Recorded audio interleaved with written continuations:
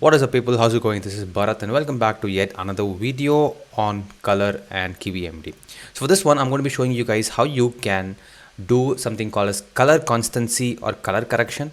We're going to be implementing an algorithm from scratch and using that to see how you can create a color correction on a real-time video feed.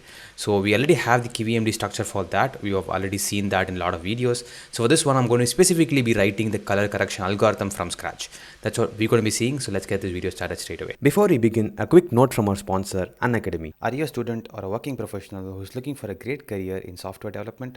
Check out unacademy.com/course/career as a software developer and you'll be taken to this link. All you need to do is just check out all the upcoming live classes that are being taken by top educators in their industry. They will walk you through their own industry experience and interact with a lot of guests like HR and industry leaders of top companies where they will answer all of the questions that are raised by you. In live episodes, you get an opportunity to ask tech HRs about top 20 interview questions and industry leaders directly about their recruitment process in startups and MNC, what's the eligibility and how to apply and how they build such great products. Not only this, you can participate in mock interviews and learn courses on programming languages, cloud computing, blockchain and crypto, tech aspects of digital marketing and data analytics. In this show, hosted by Sachin Chauhan, you'll be getting weekly updates about jobs, roles and responsibilities that is required for to get the job, and also how to apply them effectively.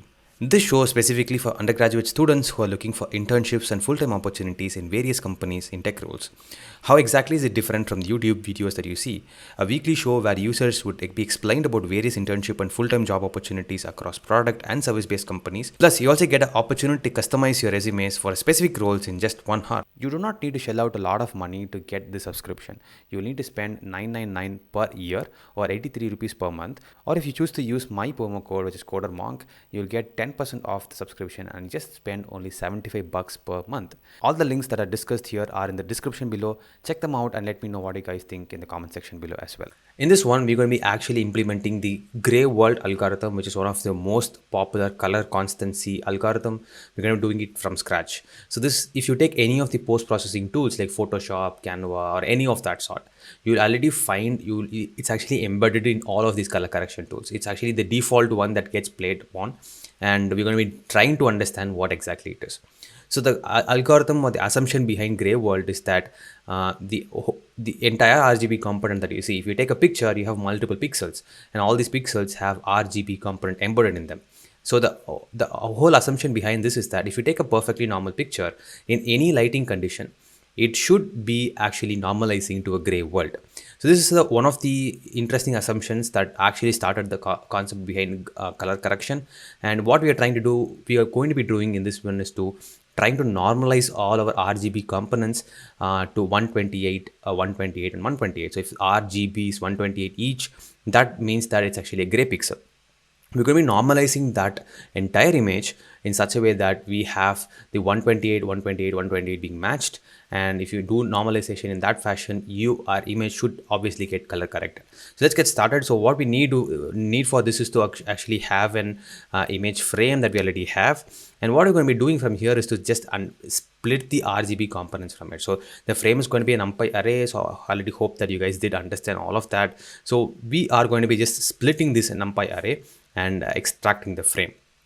So what we can do is just say RGB is equal to frame of 0, which will be the R component. We can also say frame of 1, frame of 2. All right, so first things first, let's go and understand how the image is getting read. So images are coming via the CV2 video capture.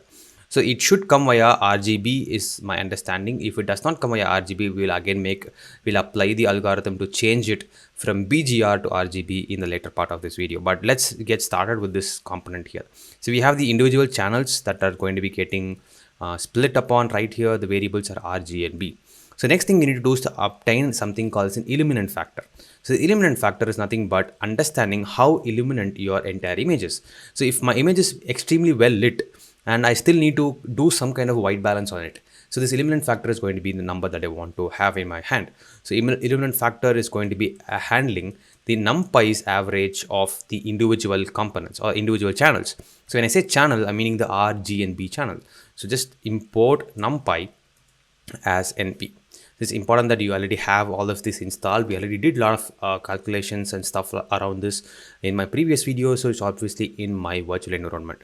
So just say numpy.average, and we'll create a vector with this, or vectors, and we'll create a simple one-dimensional array. So let's say R, average of R, entire average of R, and entire average of G, and entire average of G and B. So we have the it's 1 cross 3 vector, which is going to be having R, G, and B values in the form of floating points in the basic sense.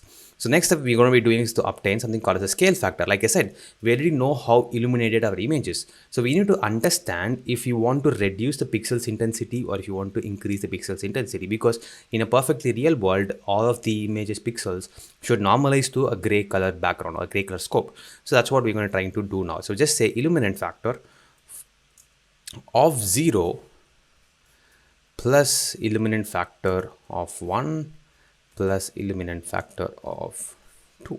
So basically what we're doing is understanding the scale of the illuminant itself. So RGB is now reduced to illuminant one-dimensional array, and from there we're just going to get one scalar component, which is nothing but a simple number. This integer or floating point in this example is going to be giving us the scale factor for us to either scale up or scale down. So we'll just apply the same thing again back to our image or back to our channel. So we'll just say R into scale factor slash illuminant of R is going to be 0, right? So 0. And similarly, we need to apply this for our G as well. So I say G into scale factor divided by illuminant factor of 1, and B is equal to B into scale factor slash illuminant factor of 2. So we have RGB and 3 components already present in our hand. Time to put it back into an image and load it into our buffer right here. So how do you do that?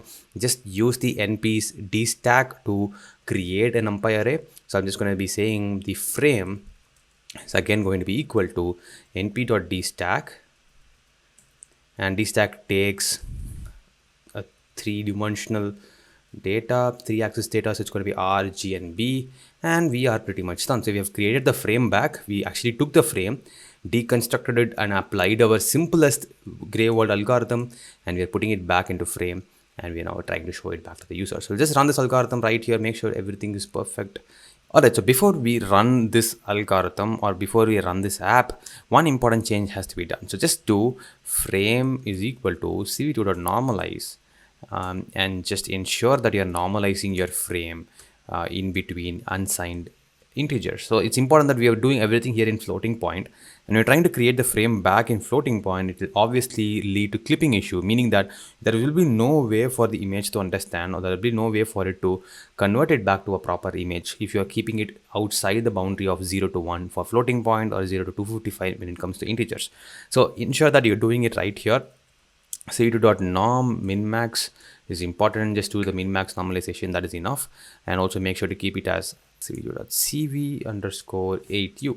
Like I told you guys in the start of this video, there's one simple catch here. When you're trying to read the frame from cv2 always reads it in the form of bgr, and we're trying to just convert that bgr frame into RGB channel. So it's kind of like flipping it wrongly, and that's one of the important reasons why we are actually flipping the cv2 image before putting it into the texture.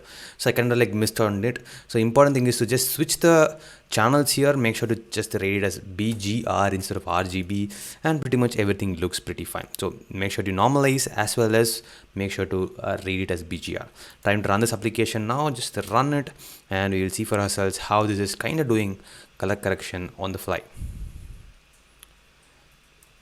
Alright, I'm going to bring it into frame right here. You can see that it's much better. You can see that the video that you're seeing right here is from the main camera, and this is from the laptop camera. So I'm now going to just show this on here, close this application, and remove this and show you guys something else, like without the color correction applied.